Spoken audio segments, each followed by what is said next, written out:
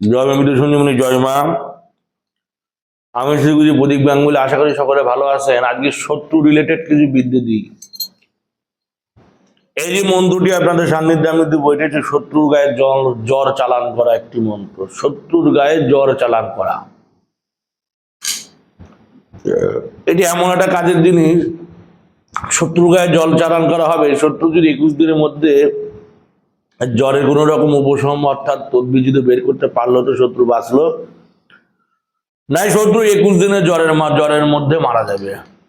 কথা বুঝেন? বহু মানুষ দেখা যায় যে জ্বর হয়, ঠিক 21 দিনের জ্বর হবে, 21 দিনের মধ্যে জ্বরে আক্রান্ত হয়ে মানুষ মারা যাবে। এই আমাদের প্রত্যাধুনিক অতি আধুনিক দুনিয়াতেও এখন জ্বর হয়ে মানুষ মারা যায়। কথাটা বুঝবেন? এখন হচ্ছে বিংশ শতকেও মানুষ হচ্ছে গিয়ে জ্বরে আক্রান্তিত হয়ে মারা যায়। এত রকম অ্যান্টিবায়োটিক, এত রকম জিনিস থাকার পরেও, এত বিজ্ঞান, এত শক্তি সম্পূর্ণ ঔষধাদি থাকার পরেও মানুষ ক্ষণেকের কয়েকদিনে জ্বরে মারা যায়। বহু প্রমাণ গ্রামাঞ্চলে, এমনকি শহরাঞ্চলে প্রমাণ পাওয়া যায় যে একটা ভালো মানুষ সামান্য একদিনের বা 21 দিনের জ্বরে মারা গেল। এটা কেমন অড লাগে না কথাটা শুনতে, যে জ্বরে কোনদিন মানুষ মরে? এও সম্ভব। এগুলো কিন্তু সব ব্ল্যাক ম্যাজিক, এগুলো সব কালা জাদু, সব শয়তানি জাদু, শয়তানি আমল, এগুলো শয়তানি ক্রিয়া, শয়তানি মন্ত্র, যার মাধ্যমে সব সম্ভব। যার নাম করে এই জ্বর চালান করবেন, এই মন্ত্র যার নাম করে চালান করবেন, যার উপর চালান করবেন,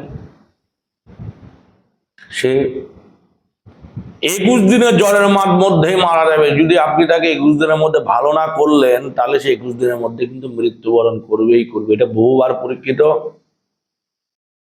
এবং এই মন্ত্র প্রয়োগে অবশ্যই সে মৃত্যুবরণ করবেই। একটা বক্তব্য কি, এই ধরনের শয়তানি কাজ করা অবশ্যই ভালো না, মানুষের ক্ষতি করা অবশ্যই ভালো না। কিন্তু যারা শত্রু, বলে না যেমন কুকুর আর তার তেমন মুগুর, যেমন সে কুকুর সুলভ কাজ করবে, তাকে সেই সুলভ হচ্ছে মুগুর দিতেই হবে। সে এমন কিছু অন্যায় করেছে যে অন্যায়ের ক্ষমা হয় না, ভগবান অন্তর্যামী, ভগবান তাকে ক্ষমা করবে না।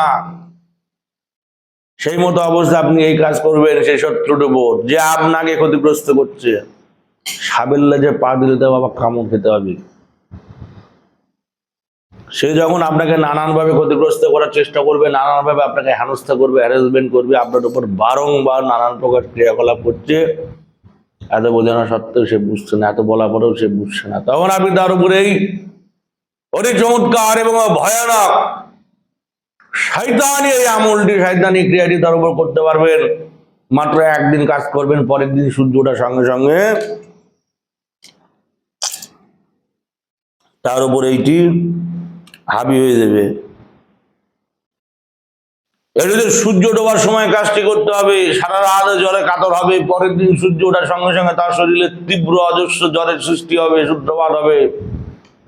শনিবার মঙ্গলবার সূর্য ডোবার সময় চিতল মাছ বাজারে পাওয়া যায়। চিতল মাছ সকলে খাবেন না, আমি সকলকে নিষিদ্ধ করছি। চিতল মাছ খাওয়া হচ্ছে সবচেয়ে বাজে জিনিস।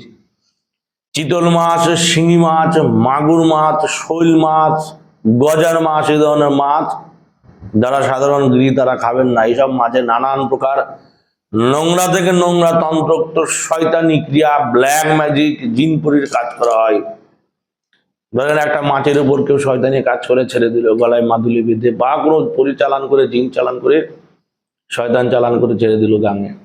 এবার সেই মাছ জালে ধরা পড়লো, সেই মাছ উঠালেন, এবার যে পাবে তার মাছের গলায় তো তাবিজ বাড়ে। এরকম প্রমাণ বহু আছে। আপনি মোবাইল খুলবেন, ফেসবুক, ইউটিউব খুলবেন, দেখবেন বড় বড় মাছের গলায় তাবিজ বাঁধা আছে, তালাচাবি বাঁধা আছে।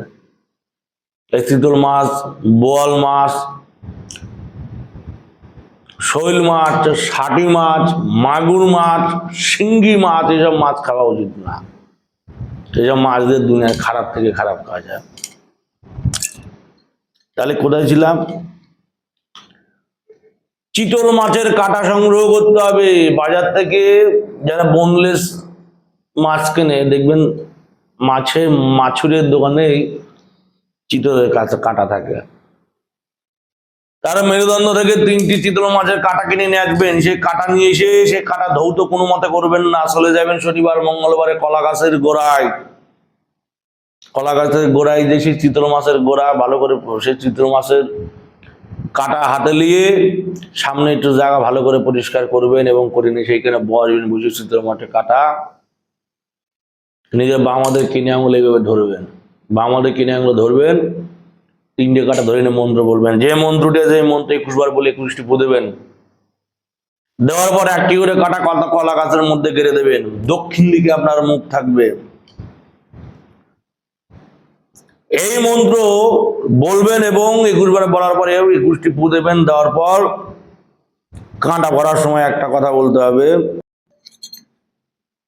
গাড়ার সময় সেই চিতল মাছের গাটা আগের ভিডিওটা দেখে নেবেন, ভিডিওটা কেটে গেছে। শত্রুর গায়ে জ্বর চালান করার যে নিয়মটি সেটি আগে দেওয়া আছে এবং মন্ত্রটি এখানে দেখে নেবেন, কেটে গেছে ভিডিওটি।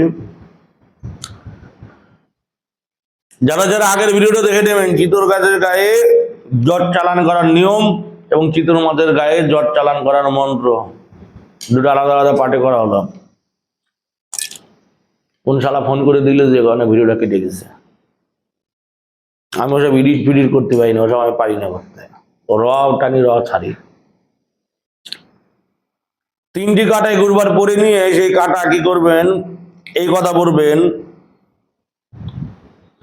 আল্লাহ না পীর, আল্লাহ না পীর বলতে হবে। আল্লাহ না পীর, আল্লাহ না পীর এই কথা বলবেন। বলে একটা কাটা ঢোকাই দেবেন কলা গাছের মধ্যে। আবার আল্লাহ না পীর, আল্লাহ না পীর বলবেন, আবার একটা কাটা ঢোকাই দেবেন।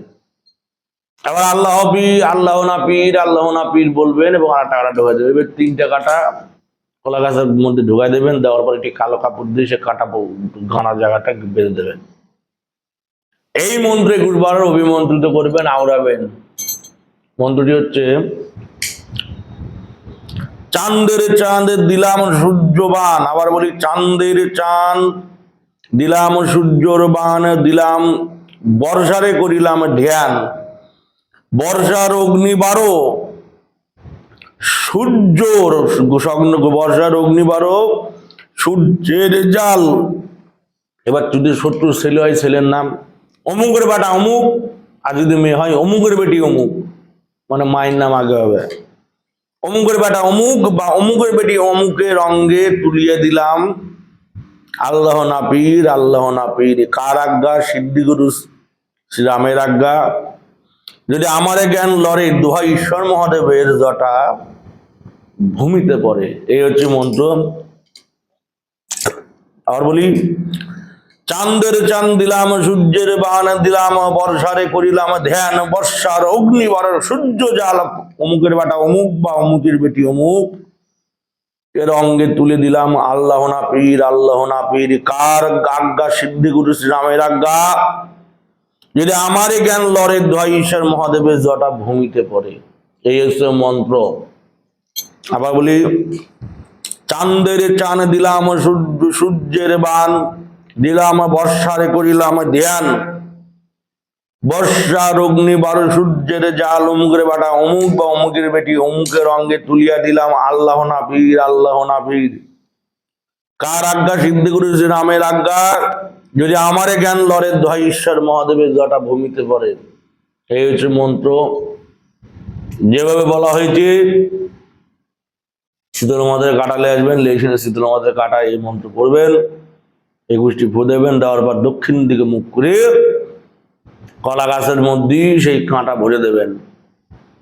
কি করে কাঁটা ভরতে হবে, কি করে কাজ করতে হবে সম্পূর্ণ নিয়ম আমি আগের ভিডিওতে বলে দিছি।